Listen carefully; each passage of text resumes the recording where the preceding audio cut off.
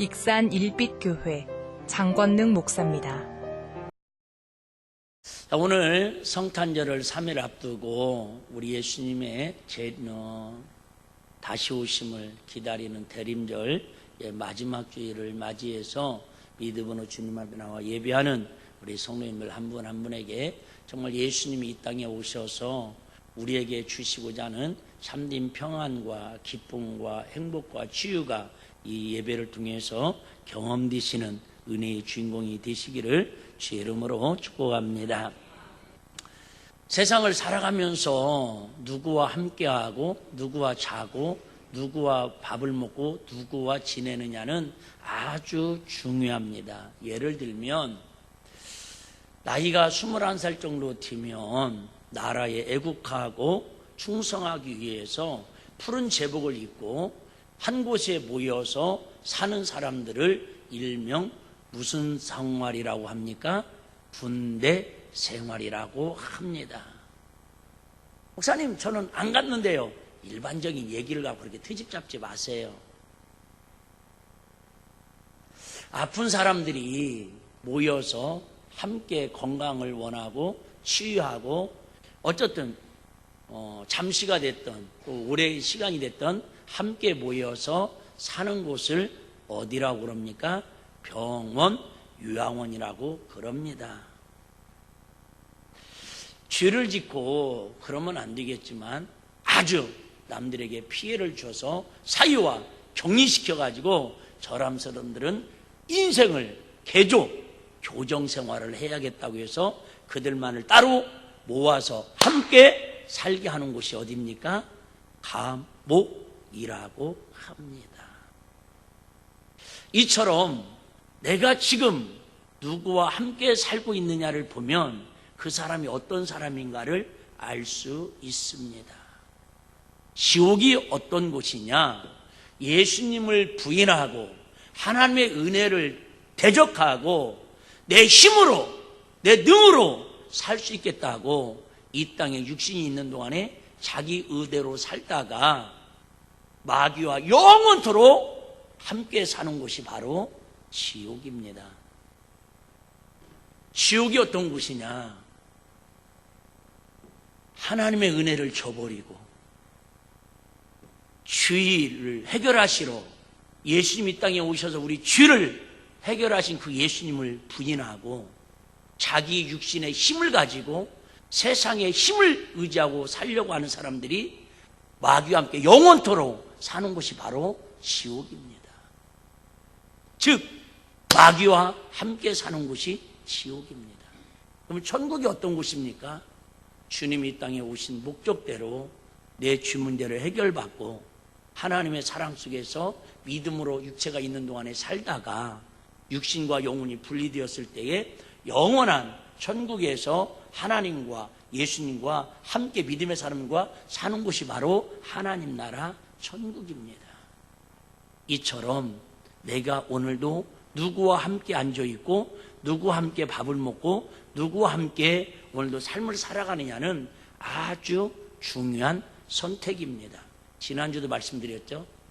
롯은 눈에 보이는 풍요로움을 선택하다가 결국은 그 선택이 잘못된 선택들이 쌓여지니까 결국은 성경에 이름도 흔적도 사라지는 그런 삶을 살고, 아브라함은 눈에 보이지 않지만 하나님의 언약을 붙들고 하나님의 신령한 은혜를 선택하다 결국은 하나님과 영원토록 함께 살 수 있는 믿음의 조상이라고.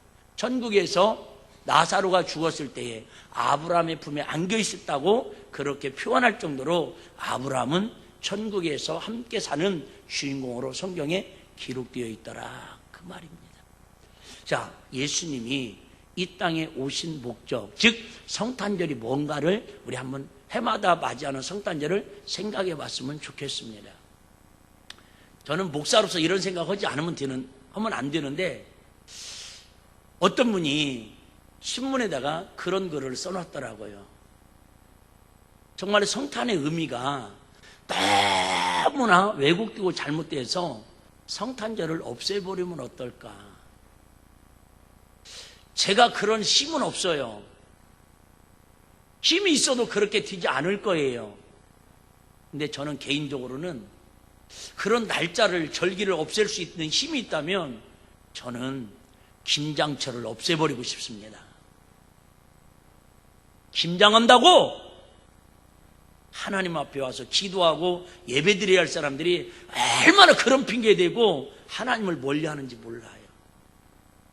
저는 명절 연휴도 없애버리고 싶습니다. 그런 명절을 통해서 하나님 앞에 더 함께 사는 은혜를 경험해야 하는데 도리어 그 명절 때문에 하나님과 더 멀어지고 있습니다. 유염수에 찼습니다. 오늘 담임 목사님이. 저는 개인적으로는 성탄절도 없애버렸으면 하는 그런 마음의 안타까움을 갖고 있습니다. 왜요?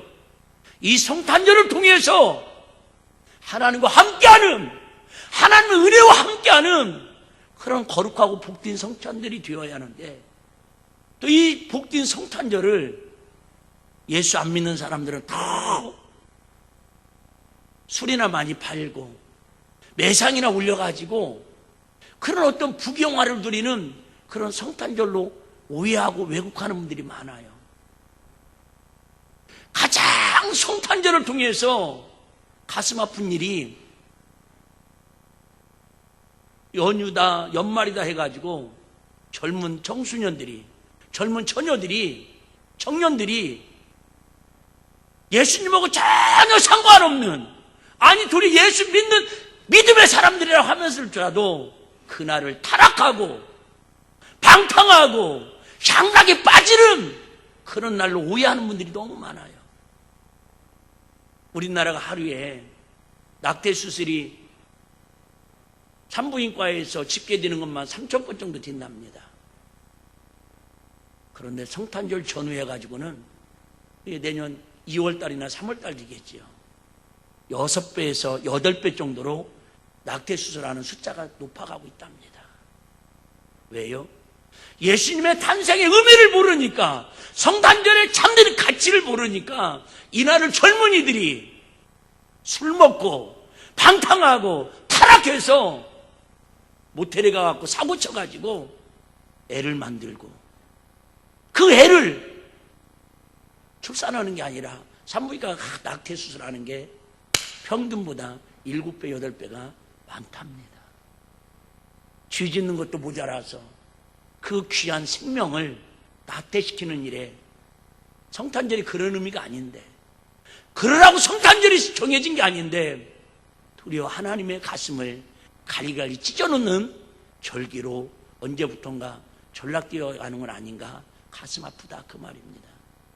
진정한 성탄의 의미를 알고 예배하고 동방박들처럼 황금유황 몰약을 가지고 그 머나먼 2000km, 1000km를 찾아가서 베들레헴 구에 태어나신 예수님에게 경배하는 그런 마음들을 온데간데하고, 이제 성탄절 발표회도 귀찮아하고, 이제는 이것들은 옛날 유물로나 생각하고, 어렸을 때 그저 막연하게 초등학교 때, 중고등학교 때 추억거리로 생각하는 이런 뒤떨어진 문화로 생각하는 우리 크리스찬들 속에 과연 우리 주님이 이 땅에 오셔서 머무를 곳은 어디 있을까? 우리 주님이 이 땅에 오셔서 함께하고 싶은 교회는 과연 어디에 있을까?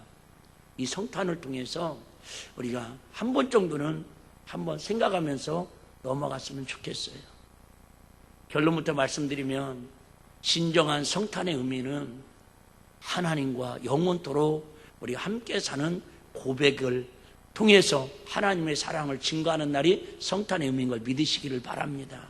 하나님의 함께하는 삶, 하나님의 함께하는 삶이 되어야지 도리어 성탄절을 통해서 하나님과 멀어지고, 하나님의 사랑에서 멀어지고, 하나님의 은혜를 배신하고 배척한다면 그런 성탄의 의미는 차라리 없는 게 낫다라고 어떤 신문기자가 그렇게 기록했는데, 저도 이론적으로는 그 말에 공감을 한다 그 말입니다. 목사가 성탄절 필요 없다 이게 아니라, 너무너무 귀한 성탄절인데 이 성탄절을 마귀가 좋아하는 성탄절로 타락시키는 그 모습이 가슴 아프다라는 얘기를 오해하지 마시기를 바랍니다. 세상에는 참 비밀이 많습니다. 그 비밀 중에서 여러 가지 비밀이 있지만 출생의 비밀을 가지고 드라마를 만드는 경우가 많이 있습니다. 오늘 본문은 어떻게 보면 예수님이 이 땅에 오시는, 태어나시는 과정에 출생의 비밀을 기록한 책이라고도 과언이 아닙니다. 이 설교로서 부합되는 설교인지는, 적합한 설교인지는 모르겠는데, 엊그저께 금요일 날 어떤 목사님을 이렇게 만났어요. 이 목사님은 조심스럽네요. 다 그런 건 아니에요. 아주 유명한 주지 스님의 아들로 태어났습니다. 그런데 하나님의 은혜로 교회를 다니기를 해서 어쨌든 직원으로 학교에 들어가셔가지고 열심히 직원으로 일을 하다가 하여튼 목사님한테 인정을 받아서 공부하고 야간으로 공부해가지고 지금은 상당히 저희 교계에, 우리 교단에 아주 영향력을 끼치는 그런 목사님으로 자리매김하고 계십니다. 근데 이 아버님이 돌아가시면서 그렇게 유언을 하셨대요. 너를 꼭 닮은 사람이 25명 정도 있을 것이다. 너무 깊게 생각하지 마세요. 너 혹시 나중에 다니다가 너 닮은 사람 있으면 한번 출생의 비밀을 확인해봐라.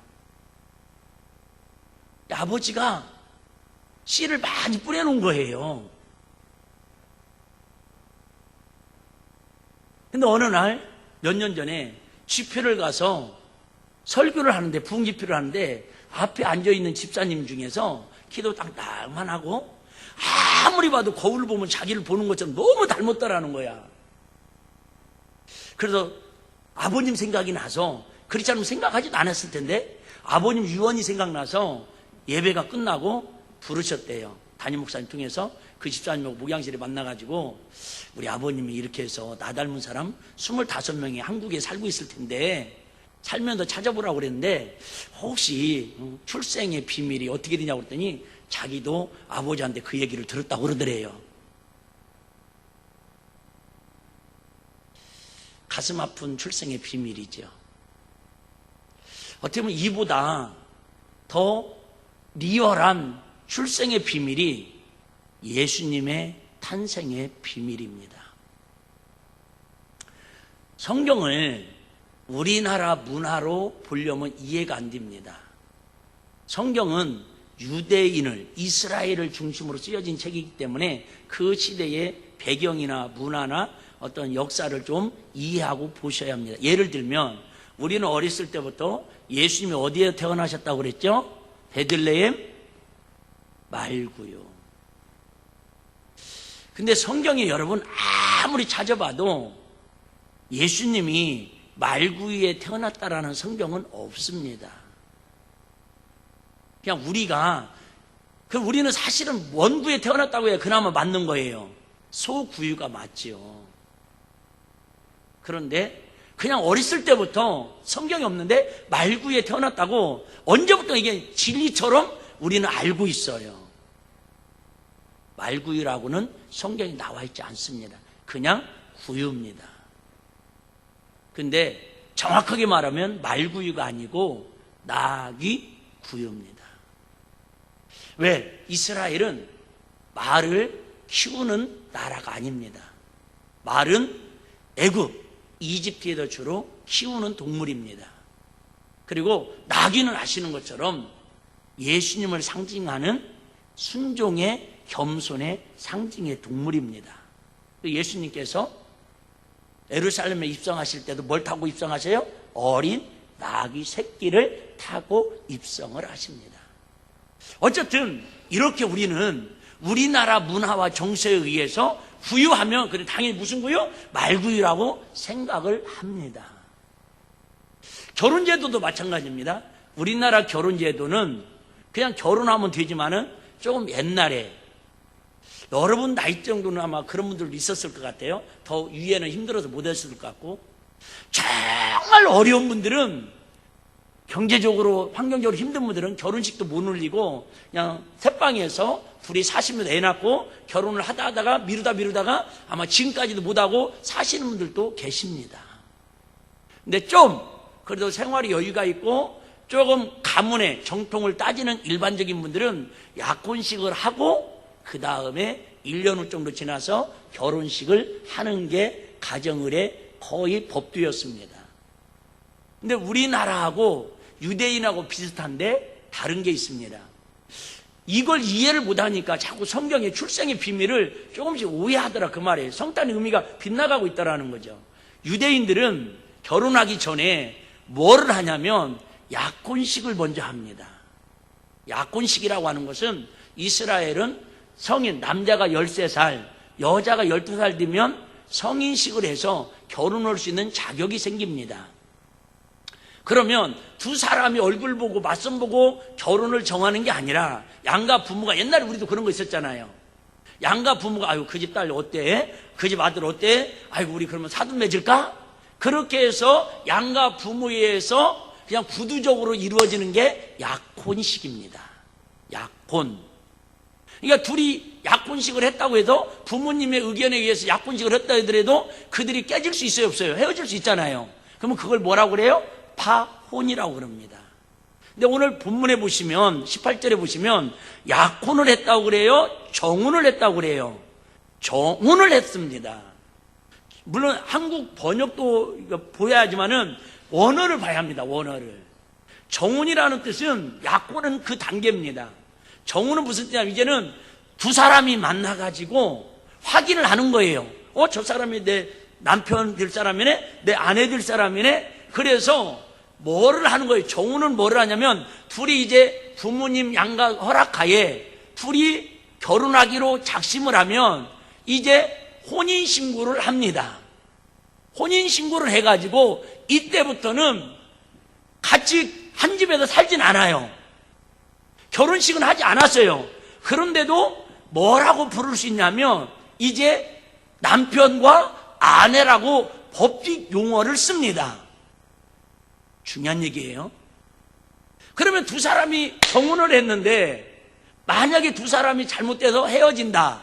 그러면 이건 파혼이 아니라 결혼해서 헤어진 것처럼 뭘로 인정하는 거예요? 이혼으로 인정하는 겁니다. 이혼하려면 이혼증서가 있어야 하고요. 이제 법적으로 우리나라는 그런 거 다 없지만은 이스라엘은 이게 왜 중요하냐면 만약에 정혼을 했음에도 불구하고 결혼식 때까지 지켜야 할 법이 제일 중요한 법이 딱 하나 있습니다. 그건 뭐냐면 혼인신고를 해가지고 여보 당신 이렇게 남편 아내라고 인정을 하지만 둘이 합방을 하면 안 됩니다. 둘이 성관계를 맺으면 이건 안 됩니다. 이건 위법입니다.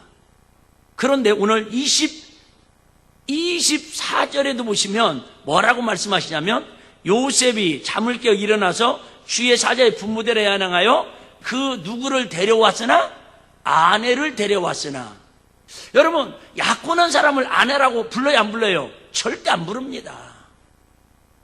그런데 여기에서는 지금 18절에서는 뭐를 했는데 정혼을 했는데 지금 뭐를 데려왔으나 아내를 데려왔으나 법적인 효력이 있다라는 거예요. 법적인 효력. 이미 이때부터 정혼한 사이에는 뭐가 되는 거예요? 아내가 되는 거예요. 그럼에도 불구하고 뭐 하면 안 돼요? 애를 갖기 위해서 합궁을 하면 안 됩니다. 이게 들키면 이혼을 해야 하고 결국은 가늠한 여자로서 또 돌에 맞아 죽어야 합니다. 이런 상황에 출생의 비밀이 시작되는 거예요. 이게 얼마 있으면 누구의 씨를 요셉과 마리아가 합궁을 해가지고 합방을 해서 결혼을 해서 쉽게 말하면 결혼을 해서 합방을 해서 애를 낳아야 하는데 그 전에 결혼식을 잡아놓고 정혼하고 혼인신고까지 다 했는데 합방도 하지 않은데 남녀가 하룻밤을 자지도 않았는데 뭐가 생기겠다라는 거예요? 아들이 생기겠다라는 거예요. 저는 제가 오늘 도도한 얘기를 좀 많이 하네요.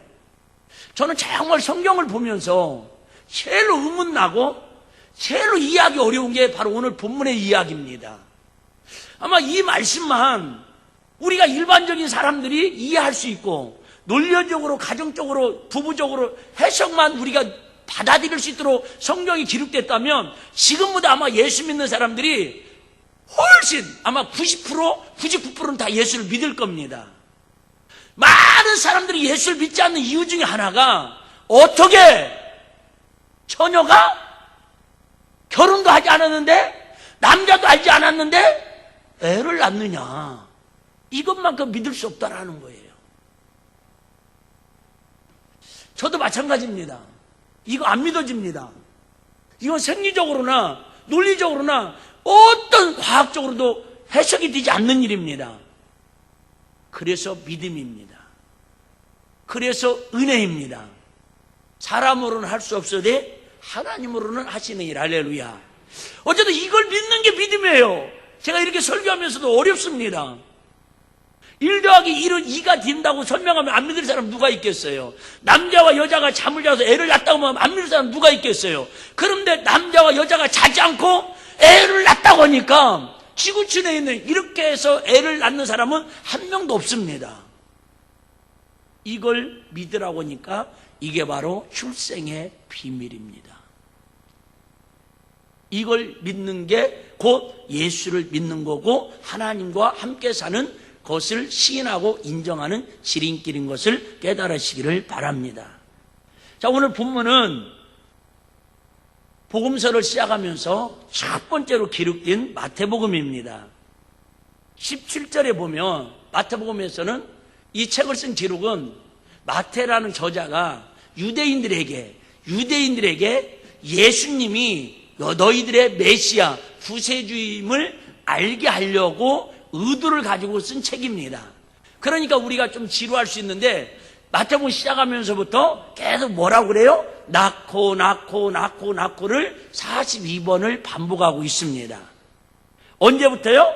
아브라함부터 다윗까지가 14대입니다. 14대. 그 다음에 다윗부터 바벨론 시대 때까지가 14대입니다. 바벨론 시대 때부터 뭔 말인지 모르지만 조는 사람 어차피 모르는 거 뭐 깨어있는 사람이나 들으세요. 예수님의 탄생 때까지가 14대입니다. 아니 하필이면 왜 이렇게 하면 42대 별 의미가 없어요. 우리는 자, 예를 들면 한국에서는 제일로 좋아하는 숫자를 몇을 좋아합니까? 여러분은 7이잖아요. 럭키 7. 근데 중국에서는 제일 좋아하는 숫자가 뭘까요? 8. 아는 분 계셔. 역시 상식이 해박해요. 한국은요 제일로 싫어하는 숫자가 그럼 몇일까요? 4. 그래서 병원이나 장례식장 같은데 4층도 전부 뭘로 바꿔놨어요? F로 바꿔놨잖아. F로. 패스하고 싶다 이거, 안 죽고 싶다 이거요. 병원 안 오고 싶다 이거죠. 예? 이것처럼 여러분 혹시 기회 되시면 유튜브 같은 데서 영화가 하나 있는데 나란 말씀이라는 영화가 있어요. 한글을 세종대왕께서 한글을 만드는 과정을 영화로 만들었는데 제가 볼 때는 망했어요. 나온 지 얼마 안 됐는데 공짜로 볼 수 있어요. 근데 저는 그 영화를 3일 동안 보면서 보다가 지루해서 포기하고 보다가 지루해서 앞으로 갔다 또 보다가 포기하고 어제는 3일 동안에 봤는데 내린 결론은 진짜 한글 어렵게 만들었구나. 우리가 볼 때는 이게 글을 쓰는 것도 어렵지만 그 세종대왕과 그 집현전의 학자들이 그 어쨌든 뭐 영화는 영화지만 어쨌든 그 한글을 만들기 위해서 엄청난 수고와 노력을 했다라는 거예요. 근데 그 한글에는 다 뜻이 있어요. 나름대로 숫자가 있어요.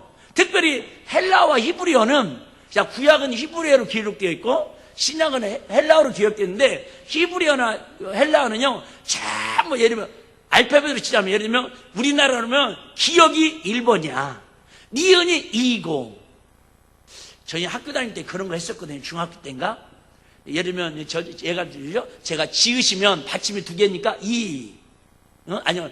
지으시면 그죠? 하나, 둘, 2. 그다음에 동그라미 1, 그래갖고 숫자를 1 쓰고, 그죠? 뭐, 권자 쓰고 이렇게 해갖고, 혹시 친구들끼리, 야, 저 친구 마음에 드냐? 저 여학생 마음에 드냐? 그러면 그 이름을 갖다 대비해가지고, 걔 이름을 풀어가지고, 이렇게 맞춰가지고, 89점 나오면, 와, 둘이 천생연분인가 보다. 사귀라, 많이? 해봤잖아, 늘.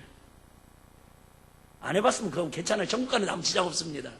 어쨌든 너무 내가 비약해서 해석하는 건데, 성경은요, 철저하게 알파벳이 히브리어나 헬라어는 알파벳이 전부 숫자가 되어 있습니다. 예를 들면 오늘도 14대 이런 말은 거기 다 주부에 있잖아요. 어쨌든 강조하는 핵심이 뭐냐면 데이비드, DVT인데 이것도 전부 뭘 뜻한다고요? 다윗을 뜻해요.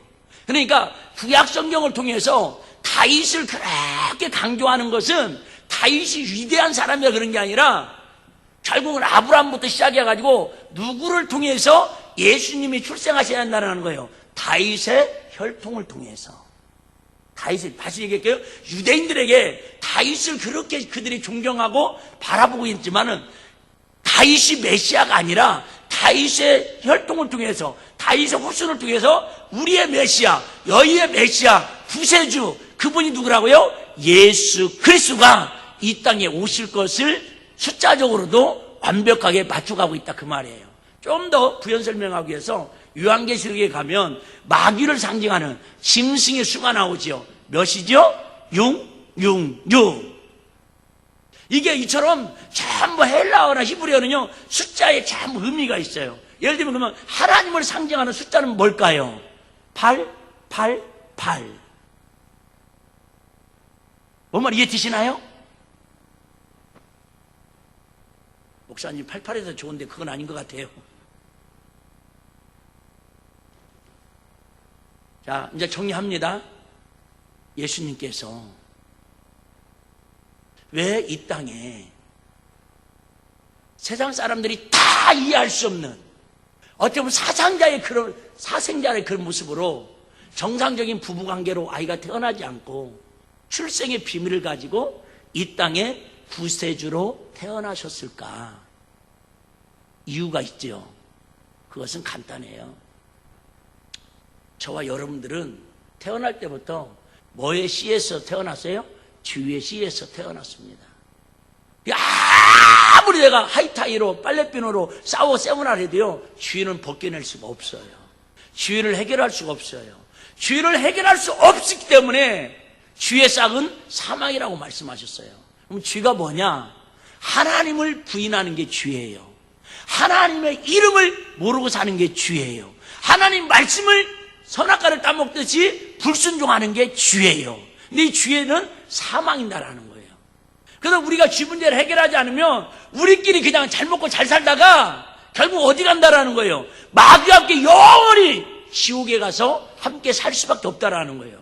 근데 하나님이 우리를 뭐 하셔서? 사랑하셔서 지옥 가는 저와 여러분들을 마귀와 함께 질병과 사망과 고통에서 함께 살 수밖에 없는 우리를 하나님 나라로 하나님의 자녀답게 함께 살고 싶어서 우리를 구원하러 오시긴 오셔야 하는데, 선지자를 통해서 말씀해도 제사장들을 통해서 말씀해도 말씀을 알아들어요? 못 알아들어요? 못 알아듣는 거야. 제가 한 2번 그런 비유 얘기했죠. 개구리가 있는데 개구리 가족들이 봄날에 소풍을 가는데 막 신장로 지나가다 보니까는 그 연못이 있어요. 조그마한 웅덩이가 있어. 도로가에 비포장도리에. 그러니까 아버지 여기서 우리 좀 쉬었다가요, 더운데. 그러니까는 가족들이 다 할아버지 개구리, 엄마 개구리, 아빠 개구리, 손자 개구리가 막 그저 조그마한 그 신장로 있잖아요. 신장로 아시죠? 비포장도로. 거기에서 막 웅덩이 그 조그마한 데서 개구리들은 크잖아요. 막 춤추고 막 싸우고 놀고 있습니다. 근데 지나가다 농부가 그죠? 삽을 들고 지나가다 보니까 세상에 개구리들이 깨굴깨굴 놀고 있어요. 참 귀여워요. 한참 쳐다보고 있는데 저쪽에서 경운기가 똥똥똥똥똥똥똥똥똥똥 경운기가 오고 있어요.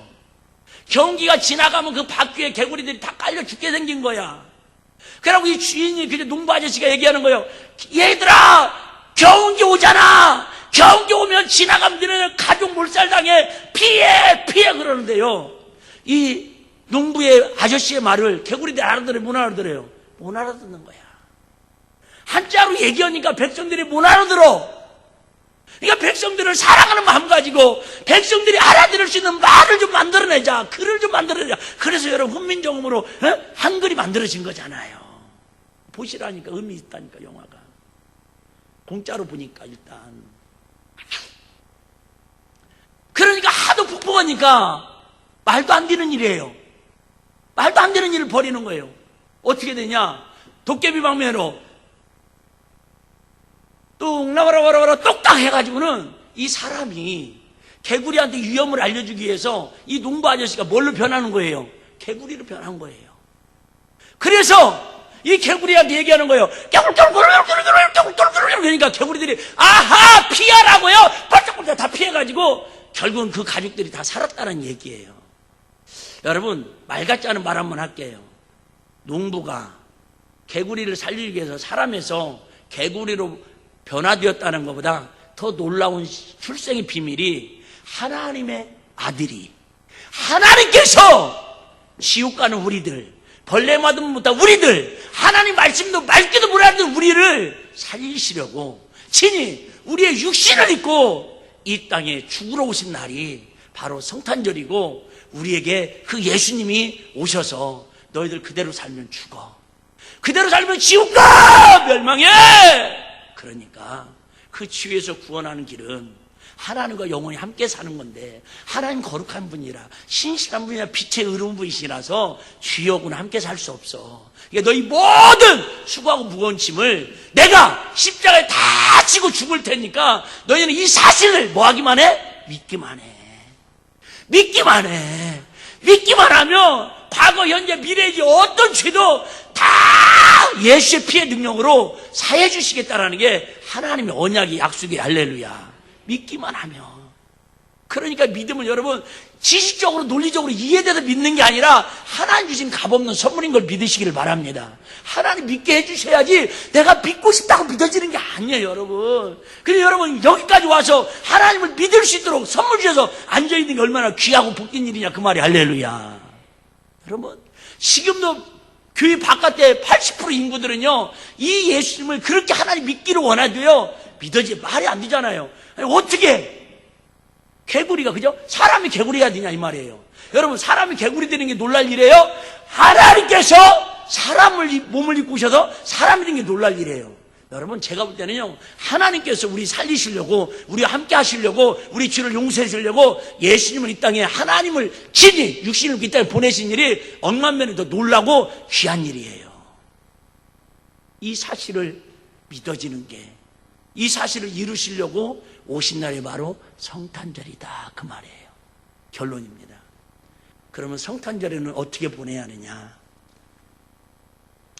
말씀드린 것처럼 오늘 1장 21절에 그랬죠? 1장 21절에 뭐라고 말씀하십니까? 아들을 낳으리니 그 이름을 누구라 하라? 예수라 하라. 이는 그가 자기 백성을 저희 주에서 구원할 자이십니다. 즉 예수님이 이 땅에 오신 목적은 뭐 해결하러 오셨다고요? 죄 문제 해결하러 오셨다고요. 왜요? 죄인과는 죄가 있는 곳에는 예수님이 하나님이 함께 하실 수가 없어요. 그분은 거룩하신 분이니까. 그래서 모세가 율법을 그래서 십계명을 받아갖고 내려올 때 수건을 쓰고 백성들이 막 쳐다보지 못하잖아요. 왜요? 바라보면 죽는다고. 하나님을 여러분 주인이 하나님을 바라보면 죽어요. 하나님을 바라보면 죽어요. 그렇기 때문에 하나님을 바라볼 수 있는 사람은 즉 하나님과 함께 살 수 있는 사람은 누구만 함께 산다고요? 예수의 피로 죄의 해결받고 하나님의 거룩한 세마포로 옷 입은 사람만 하나님 면전에서 하나님을 볼 수 있고 하나님과 함께 살 수 있는 천국의 구성원이 되는 걸 믿으시기를 바랍니다. 그래서 죄 문제 해결하러 오셨다 그 말이에요. 우리가 성탄절을 어떻게 보내야 돼요? 첫째, 1년 동안 혹시라도 내가 하나님 말씀대로 불순종한 거 하나님 뜻대로 살지 못한 거 쥐가 생각나고 그저 기억나거든. 나를 위해서 예수님이 쥐 문제 해결하러 나를 구원하러 이렇게 오셨는데 그 은혜 속에 살지 못하고 그 하나님의 사랑과 감격 속에 승리하지 못하고 아직도 육신이 연약해서 내가 쥐의 무리들과 함께 살았음을 쥐의 생각과 그 삶 속에 함께 살았음을 주님 용서하여 주시고 우리 예수님이 이 땅에 오신 목적이 헛되지 않도록 나의 연약함을 용서해달라고 나의 죄와 더러운 추악한 것들을 예수님을 깨끗이 씻게 해달라고 먼저는 쥐 문제를 회개하고 주님 앞에 나가는 은혜가 있어야 할 줄로 믿습니다. 두 번째는 여러분 동방박사들처럼 한번 물어볼게요. 여러분 만약에 저와 여러분들에게 큰 별을 부여줘가지고 석 달 후에 예수님이 나타날 걸 오늘 밤에 큰 별을 보여줘가지고 심팔구 도팔아가지고 황금 유황 물약을 가지고 예를 들면 저 러시아 끝이나 중국 저 끝이나 거기까지 가서 아기 예수님을 경배하라고 그러면 죄송해요. 과연 그 별을 보고 순종하고 출발할 사람이 몇 사람이나 있겠어요? 우리한테 그런 주님께서 말씀도 하시지 않겠지만 저는 그 동방박사들을 보면 항상 그 생각이에요. 그 시대에 만약에 나에게 별이 보여져서 그렇게 동방박사들이 황금유약 물약을 가지고 2개월, 3개월을 찾아가서 경배하라고 그러면 나는 그 말에 과연 순종할 수 있을까? 하나님 앞에 지극히 적은 거 하나도 우리가 순종하지 못하는데 하나님 앞에 하나님의 정한 날에 하나님 기뻐하는 일에 찬양 한 번도 하나님 앞에 재롱잔치하는 축제의 그런 순서도 그것도 하기 싫어서 힘들다 바쁘다 피곤하다고 수만 가지 핑계를 대고 이리저리들 뺀질거리는 이 시대에 과연 나에게 똑같은 예수피로 구원받은 동방박사들도 예수님은 구원받는데 과연 그들에게 원하는 것처럼 황금유약을 우리에게 요구한다면 과연 우리가 그들처럼 순종할 수 있을까?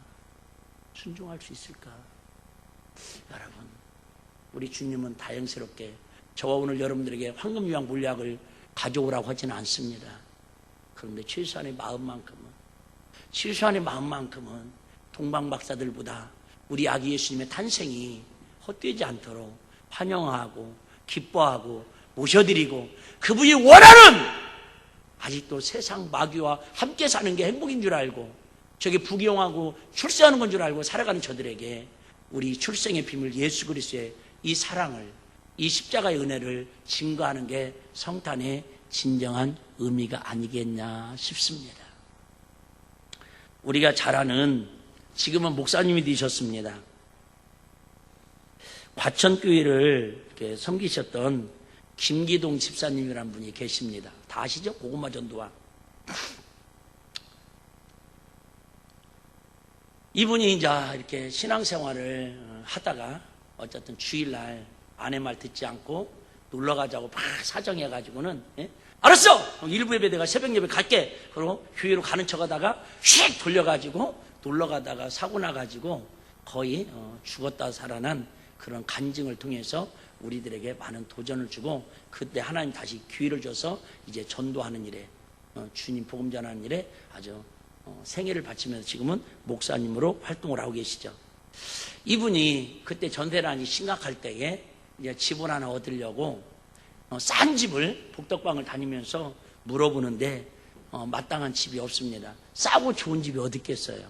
근데 싼 집을 이렇게 하는데 어느 날 복덕방에 갔는데 그 얘기를 합니다. 혹시 젊은 분들인데 이런 집에 싸긴 한데 들어갈 수 있을지 모르겠냐고. 뭐냐고 그랬더니 2년 동안 내 가정이 그 집에 들어갔는데 3개월도 안 돼서 남편이 죽고 아내가 죽고 자식들이 죽어서 지금은 폐허가로 소문이 나가지고 사람 잡아 죽이는 아파트라고 소문이 나서 과천 주공아파트 404동 605호입니다. 404동 뭔가 2명 죽을 것 같지 않아요? 이 집주인은 대전에 삽니다. 그 관리를 하는 거지 복덕방에서.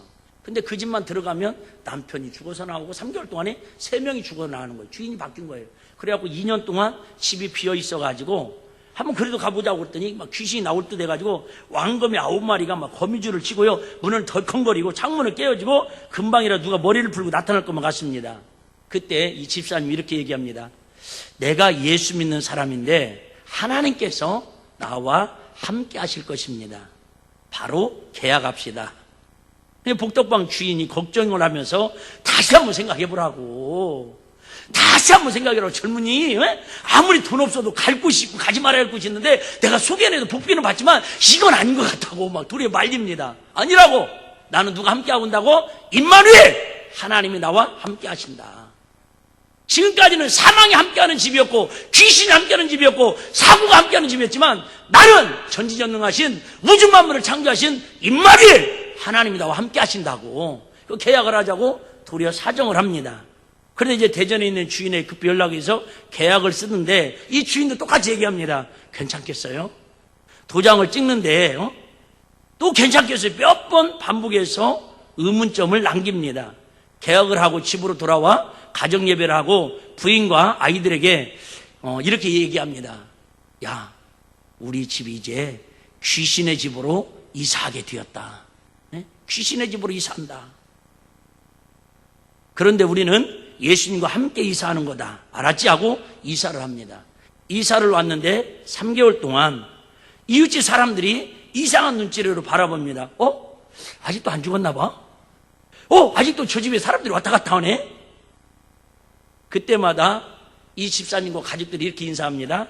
안녕하세요. 저는 404동 605호에 이사온 과천교회 김기동 집사입니다.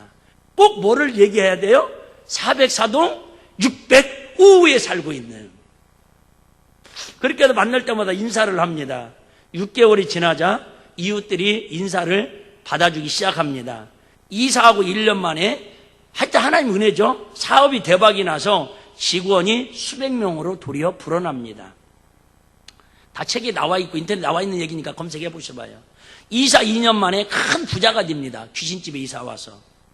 그걸 보고 복덕방 주인 부부가 예수님을 믿고 대전 주인이 예수님을 믿고 404동에 살고 있는 절반 가까운 사람들이 다 가천교회에 등록을 하게 됩니다. 얼마 후 신축 아파트 40평짜리를 분양 신청인데 당첨이 되어서 이사를 합니다. 이사하는 날 404동 주민들이 다른 동에 비교해서 아파트 값이 3천만 원, 4천만 원 그 당시에 20여 년 전에 떨어졌다라는 거예요. 그잖아요. 같이 알아가잖아요. 그런데 당신 때문에 404동이 복받는 동이 되었다고 떡을 하고 아파트 값이 올랐다고 잔치를 해주더랍니다. 임마누엘 신앙으로 승리한 것입니다. 여러분, 연말도 모르긴 몰라도 내년에도 우리 앞에는 많은 고난이 있을 거예요. 마귀는 가만 놔두지 않고 우리를 어떻게든지 자기하고 함께 살자고, 죄 짓는 일에 함께 하자고, 마귀는 우리를 쉼없이 선악과를 따먹을 때 꾸셨던 뱀의 유혹처럼 보암직하고 먹음직하고 탐스러운 노처럼 눈에 보이는 걸 가지고 우리 함께 하자고, 게으르고 나태하고 쥐든 일에 함께 하자고 우리를 유혹하고 미혹할 겁니다. 그때마다 나는 임마누엘, 내가 어떻게 예수 믿었는데 나와 함께하는 분은 하나님이, 존재하는 하나님이 함께 하시니까 고난이 오더라도, 시험이 오더라도, 어떤 어려움이 오더라도 주 예수 이름으로 승리할 거라고 선포하면서 멋지게 하나님과 함께 사시는 행복자들이 다 되시기를 주의 이름으로 축복합니다.